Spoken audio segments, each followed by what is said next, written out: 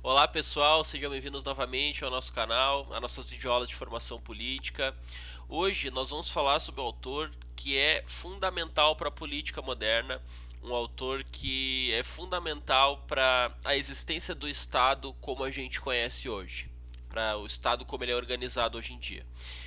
Só já vou adiantar que ele é o último autor desses vídeos iniciais, que são sobre teoria política clássica, né, autores clássicos, que eu selecionei aí alguns dos principais autores considerados clássicos que estão nos cursos de ciência política, também nos cursos de direito, na parte inicial dos cursos. E a partir disso a gente vai avançar para outros pontos mais práticos da política e de aspectos mais institucionais, de sistema eleitoral, de sistema de governo. Nós vamos sair um pouco mais dessa teoria clássica e vamos nos aproximar mais da realidade atual, da ciência política moderna e das instituições políticas em si. Esse é um autor interessante de finalizar essa primeira parte, porque o legado dele é importantíssimo para o Estado como a gente conhece hoje, né? A forma de organização do Estado que para nós hoje talvez seja comum, seja natural, né? A gente já está habituado. Mas lá no contexto dele, foi ele que trouxe essa discussão sobre a tripartição dos poderes e influenciou toda a sequência aí dos acontecimentos políticos, né, no Ocidente, a Revolução Francesa e também a elaboração da primeira Constituição dos Estados Unidos, que foi totalmente inspirada nas ideias do Barão de Montesquieu. Quem foi o Montesquieu, né? Na verdade, o nome dele é Charles-Louis de Secondat, né? Francês, ficou conhecido como Montesquieu por causa do título que ele ganhou, um título de nobreza de Barão de Montesquieu. Acabou que todo mundo ficou chamando ele assim, e então até hoje ele é tratado, ele é chamado dessa forma, como Montesquieu apenas, né? Ele foi um político, um filósofo, um escritor iluminista francês, fez parte daquele movimento intelectual iluminista, de uma família abastada, de uma família nobre que trabalhava com a produção de vinhos, né? Ele estudou nas melhores escolas possíveis, depois ele estudou direito, se formou em direito em Bordeaux, na França. Na política, ele foi presidente do parlamento de Bordeaux, como se fosse a Assembleia Legislativa, se a gente fosse trazer para nossa realidade, né? E foi nomeado Barão de Montesquieu, que aí ficou o apelido, né? Que se tornou praticamente o segundo nome dele, né? Importante ressaltar, ele foi um dos principais intelectuais iluministas, assim como foi o Locke, assim como foi o Rousseau, fizeram parte, né, desse movimento de busca pela razão, de romper com a mistura de religião e política, né, da igreja com o Estado, de separar isso, de pensar numa ideia de progresso através da razão, de desenvolver uma forma de governo que rompa com o poder absoluto dos monarcas, né? Aí o Locke trouxe uma perspectiva liberal, o Rousseau trouxe uma perspectiva também liberal, mas com a importância da vontade geral da população. Ele faz parte desse contexto também e ele deixa um legado importantíssimo, né? A principal obra dele, ele teve muitos tratados escritos, né? Mas acredito que a principal obra dele, que até hoje é lida nos cursos de direito, nos cursos de ciências sociais, ciência política, é O Espírito das Leis, né? De 1748. Que a gente vai explorar os principais pontos desse livro.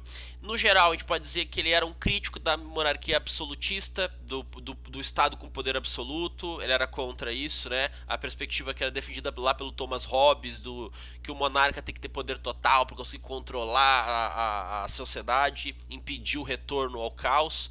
Ele vai contra essa perspectiva. E ele a grande herança que ele deixou para a política até os dias de hoje. Nós vivemos hoje o que Montesquieu pensou e escreveu, né? Que é a teoria da tripartição dos poderes do Estado, que o Estado deve ser, na República Democrática, o Estado tem que ser na República, pode ser aristocrática também, né? Em alguns casos ele vai colocar que a República pode ser aristocrática ou democrática, mas para ser uma república tem que ter a tripartição dos poderes, né? A teoria dele foi muito importante e influenciou diretamente a elaboração da primeira Constituição dos Estados Unidos, que já foi elaborada levando em consideração as ideias do Montesquieu, né? Vamos falar então as principais ideias do Espírito das Leis, do livro dele, né? No geral, Montesquieu, nos tratados que ele escreveu, inclusive no livro Espírito das Leis, ele defendia uma sociedade liberal, né? O Estado deve atuar como um regulador, com poder limitado, né? Sem poder absoluto. Então ele era totalmente contrário ao absolutismo, aos monarcas com poder irrestrito, né, aos monarcas eles mesmos escrevendo a lei, interpretando a lei que eles escreveram da forma como eles queriam. Ele era contrário a isso.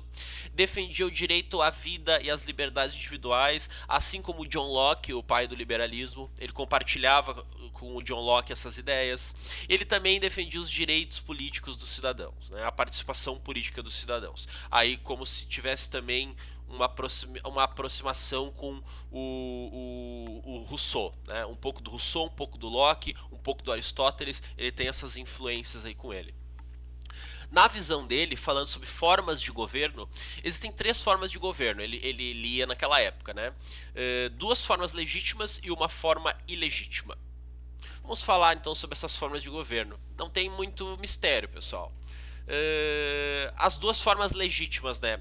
A república, que pode ser democrática, que seria como a República do Brasil hoje, ou outras repúblicas democráticas, a República dos Estados Unidos, em que é uma república democrática, com separação dos poderes, em que existe participação política, estendida a todos, o voto a toda a população, né? O voto universal. Ou as repúblicas aristocráticas, que daí restringe o conceito de cidadania. Nem todo mundo é cidadão, nem todo mundo pode votar. Como era a primeira república do Brasil, a chamada República Velha, né? Que terminou ali em 1930 com a Revolução de 30. Na República Velha, apenas uma parte minúscula da população poderia votar. Apenas homens, com renda, maiores de 21 anos. Existiam vários critérios para tu poder votar. Então seria um exemplo de república aristocrática, por exemplo, a que o Brasil viveu, República Velha. E a marca da república, seja qual for, pode ser aristocrática, pode ser democrática, é a divisão dos poderes do Estado, né? E a existência de um corpo de leis, de uma constituição, no caso, né, que regulamente as ações das pessoas, dos agentes do Estado e dos civis também. A outra forma de governo é a monarquia legítima. A monarquia legítima seria que o rei não tem poder infinito, absoluto.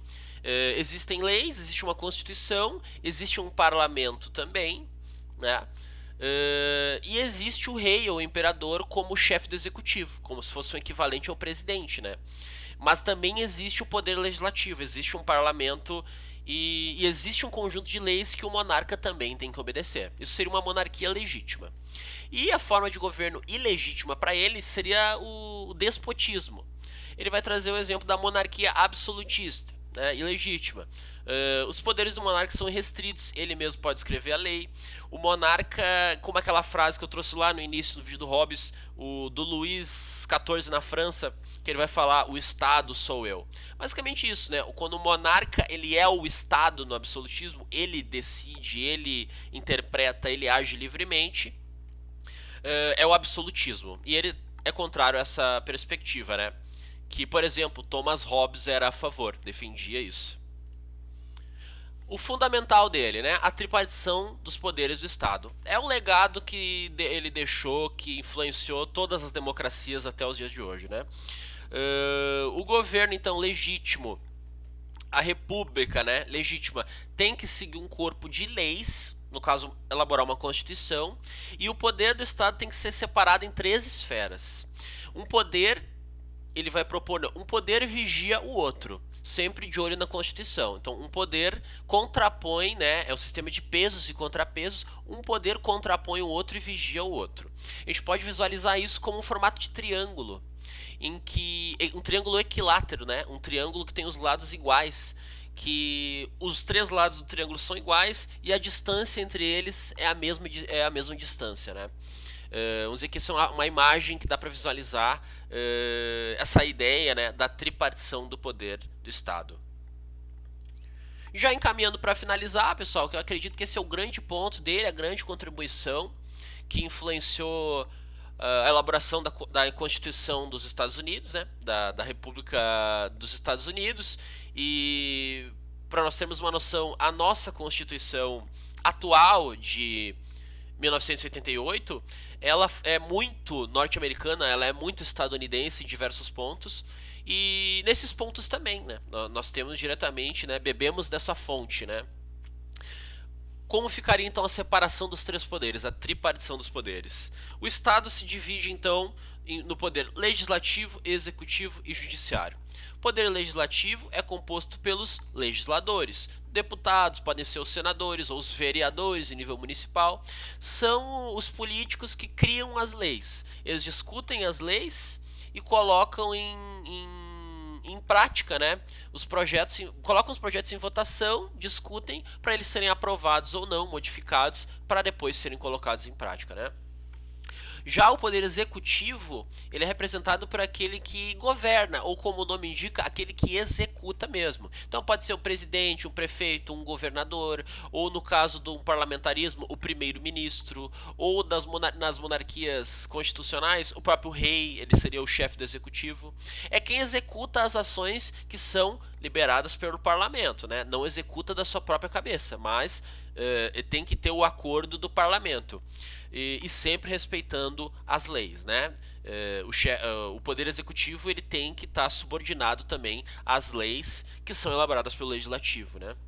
Por vezes, né, dependendo da república, da democracia, essa configuração, essa regra muda. Mas no geral, né, o executivo ele tem o poder de vetar a sanção de algumas leis. O presidente do Brasil tem esse poder, por exemplo, o veto parcial ou veto total a determinada lei, né? Tu pode vetar totalmente uma lei que tu discorde, tu sendo presidente, ou tu veta parte dela. Tu aprova, o legislativo vota, tu vai assinar isso, tu pode, não, essa parte aqui, se tu é o presidente da república, né? Não, essa parte aqui eu não quero, eu quero tirar fora. E daí tu tira fora e assina o que tu acordaste como chefe do executivo, né?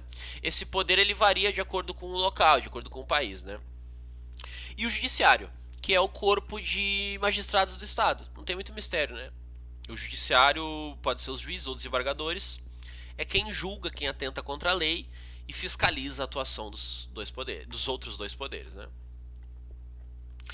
A grande referência é esse texto, né? Esse livro, O Espírito das Leis, do Montesquieu, um clássico também do direito, da ciência política. E a partir disso a gente vai nos aprofundar então nas instituições políticas, pessoal. Agradeço quem está acompanhando os vídeos aí. Quem não está inscrito, se inscreve no canal que ajuda muito. Pode deixar um comentário, o likezinho. E obrigado a todos.